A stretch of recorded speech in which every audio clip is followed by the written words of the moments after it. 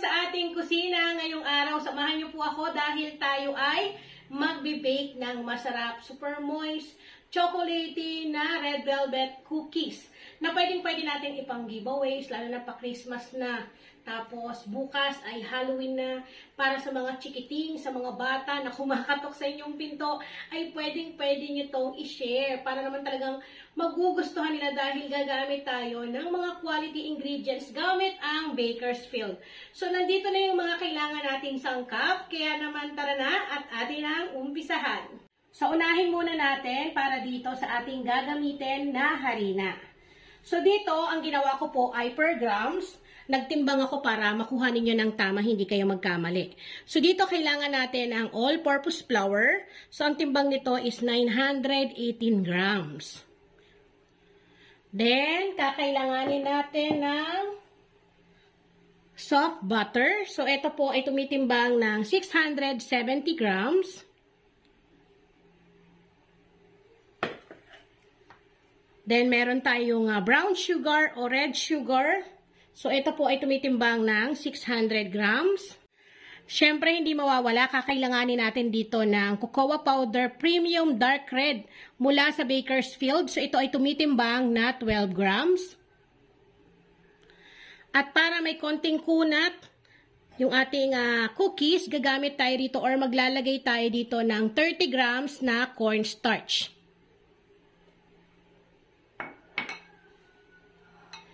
Then, meron din tayong salt. Ito po ay 8 grams. So, mas mainam po na tinitimbang natin para po talagang walang pagkakamaling mangyayari.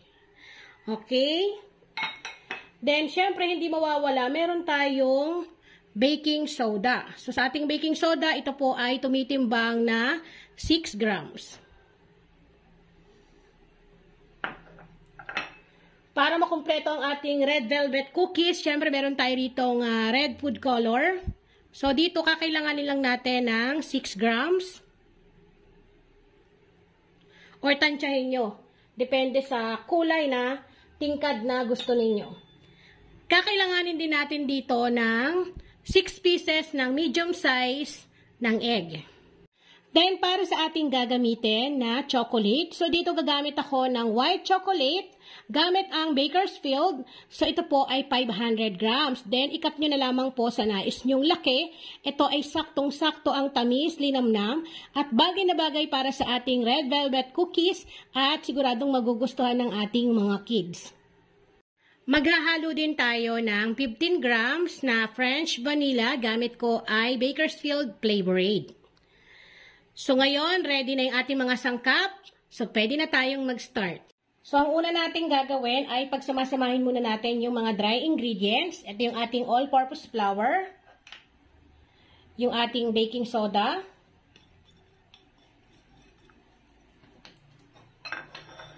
Then, yung salt. Cornstarch. At yung ating dark red cocoa powder ng Bakersfield. Pagkatapos niyan ay i-mix lang natin. So, alam ko marami sa inyo magtatanong dyan, Manay, wala ba dyan per cups?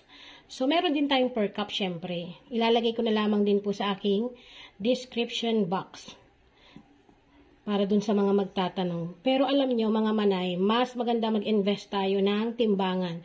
Kasi sa baking talaga, kailangan timbangan ang kailangan. Lalo na kung maramihan po. Kasi kung per cups, malilito kayo. So ako pag gumagawa ko nito, pinapatong ko na lang to sa timbangan, tas dun ko na lang po lahat sabay-sabay nilalagay para po mas nakukuha ko ng tama yung bawat timbang na kailangan ko sa aking sangkap. So, once na okay na, ayan na, nahalo na natin. Set aside muna natin to. Tapos, proceed naman tayo dun sa natitira pa nating sangkap. Then, dito sa ating mixing bowl, bali ito yung gagamitin ko. Gagamit ako ng stand mixer. Pwede kayong gumamit ng hand mixer. Kung wala naman, wire whisk. So, ilalagay natin yung, unahin natin tong ating brown sugar. Pwede naman din ang white sugar, tapos kalahating brown sugar, pwede yon. Tapos, isunod natin tong butter. Ngayon, dito naman sa butter, kung gagamitin nyo ay yung, ang tawag dito, yung salted butter, pwedeng wag na kayo maglagay ng asin. Tapos, mas mainam gamitin nyo po yung inyong butter, yung soft na. Wag yung matigas para hindi kayo mahirapan mag-mix. Ayan. So, padadaanin natin to sa ating stand mixer. So, gagamit ako ng paddle attachment ng aking stand mixer. Pero again, kung wala kayong stand mixer, pwede naman ang hand mixer o wire whisk. Okay. Then, imimix natin to. Hanggang sa mag-lighten yung kanyang kulay at mag-combine yung sugar and butter. So, ito ay nasa number 1 lang. Tapos, scrape natin yung mga nasa gilid. So, itong cookies na to, iba to dun sa recipe na mga una-una yung nakikita. Kasi ito ay moist. Kasi yung mga huli-huli kong shinare sa inyo, yun naman ay malutong na masarap isawsaw sa kape. So, ito naman, moist po ito. Kaya magandang pambenta.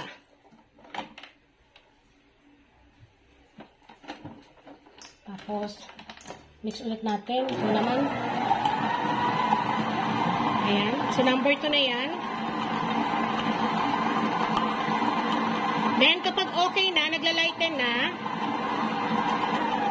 lagay lang natin sa number 1. Then, dahan-dahan, itong ating itlog, dahan-dahan natin, ibubuhos.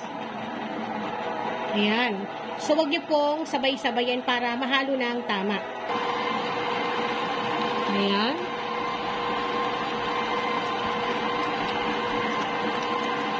Para ma-mix ng maayos.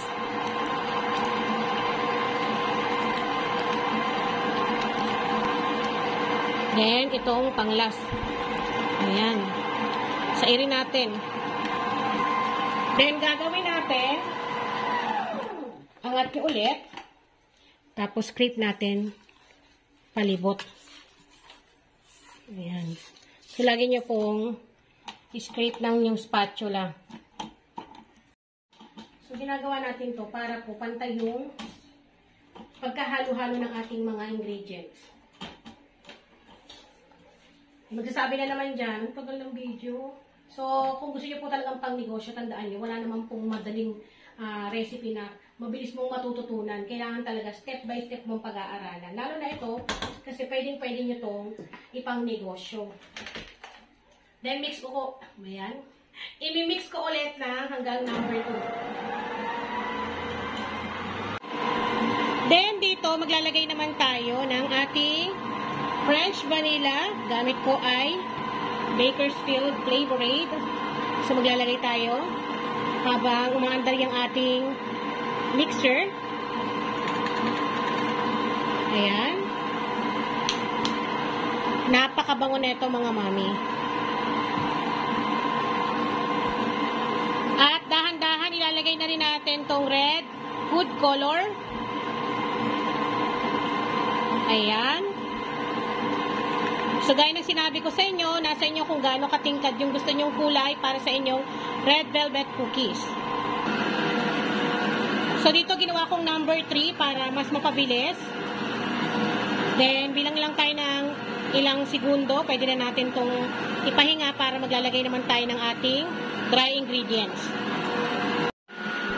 So, ayan. Okay na to. Hindi naman to kailangan totaling halong-halo dahil naman tayo gumagawa ng buttercream. So, ang gagawin na natin is dahan-dahan tayo maglalagay ng ating dry ingredients. Huwag nyo pong ibubuhos lahat. So, hatiin nyo kahit sa 3 o 2. Depende kasi kung malaki yung inyong mixer para mahalo na maayos. Ayan. Then, mix natin. Number 2 lang. So, once nakita nyo na halong-halo na, stop ulit natin. Tapos, dagdag ulit tayo. So, hindi ko siya nilahat kasi Marami to. Ayoko namang mabulunan tong ating stand mixer. Number 2 muna para hindi tumalsik tong ating harina.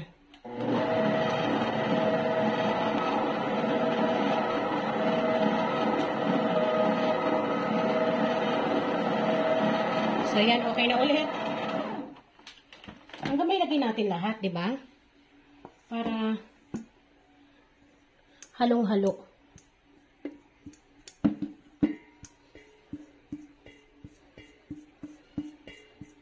Ayan. Taktak natin lahat. So, mix ulit natin. Ganun ulit number 1 hanggang number 2. Pero 1 muna para, ayan o, para hindi matapon. Tapos kapag nakikita ninyo na halong-halo na, saka kayo mag number 2. So dito dahil gusto ko pa siya na mas matingkad yung pagka red velvet natin, mag-a-add pa ako ng red food color. Kasi para sa akin kulang pa yan. Ayan, okay na to. So ayan, okay na. Pwede na natin tanggalin sa ating stand mixer. Tapos dito, pwede na tayo maglagay ng ating chocolate. Bango. Siyempre, sasairin natin itong mga nandito. No? Sayang yan. Huwag natin sayangin yung mga nakadikit sa ating paddle. Then, eto, pagkatapos ko rito, maglalagay na ako ng ating white chocolate. Ito yun, yung ating na-chop kanina. Pwede na natin dyan.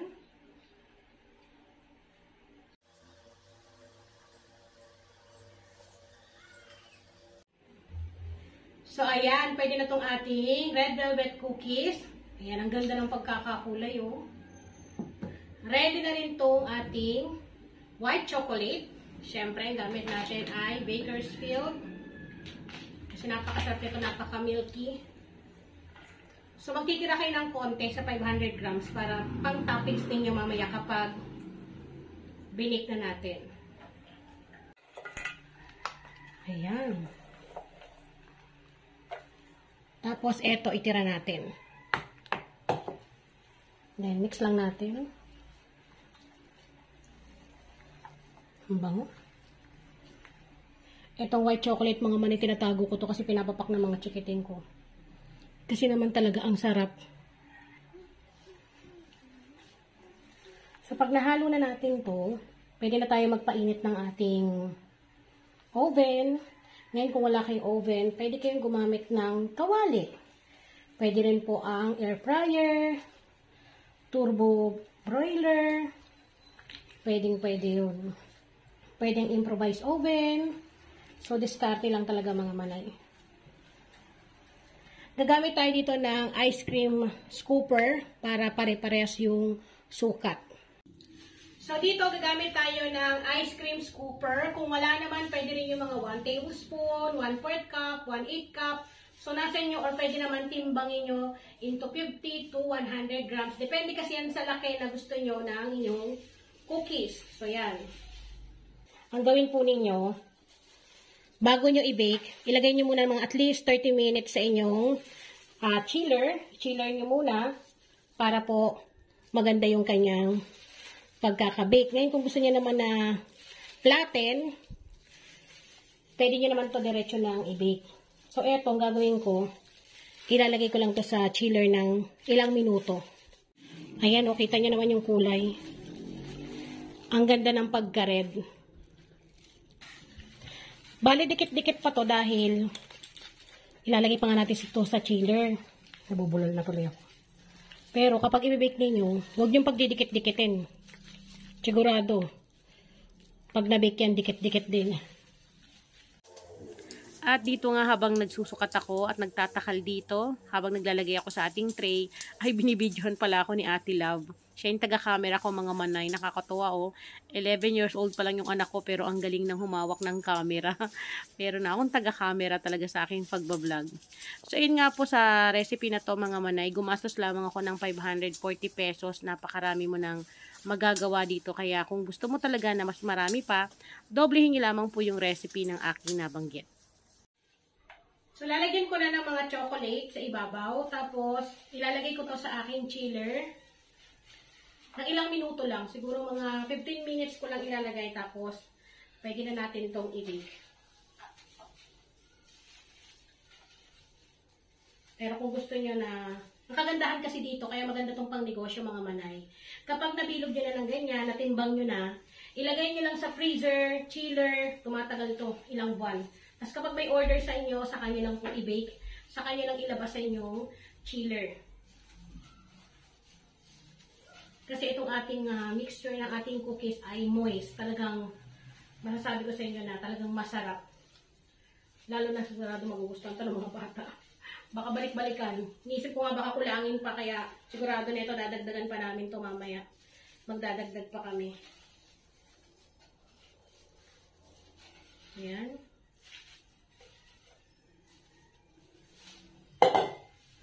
So, ilagay ko na sa ating chiller. Meron pa akong tira dito, kaya ang dami ko pang gagawin. So, ayan. Malamig-lamig na itong ating cookies, pero hindi siya yung totally na matigas. Yung saktong-sakto lang na lamig, para hindi siya yung biglang mag-slide kapag binake natin.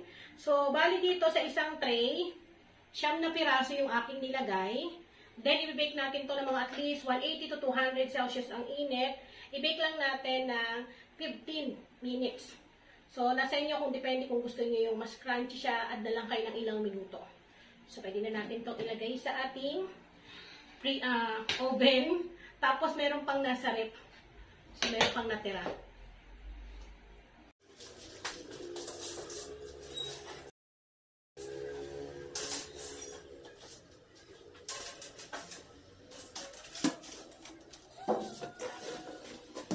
Ngayon, i-check na natin ang ating binibake at wow!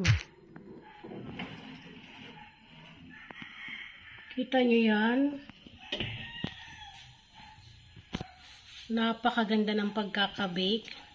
Ngayon, kung gusto nyo pa na mas umbok siya, palamigin nyo pa siya ng mas matagal sa chiller bago hanguin, bago nyo i-bake sa oven. Ayan o. Kape na lang ang kulang. So, pwede na natin tong hanguin dito sa ating oven.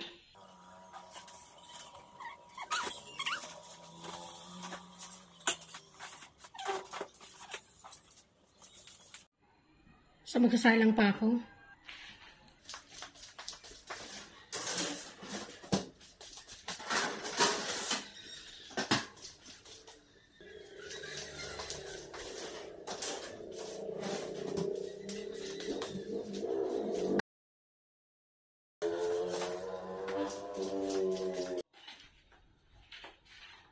Ayan, mainit-init pa.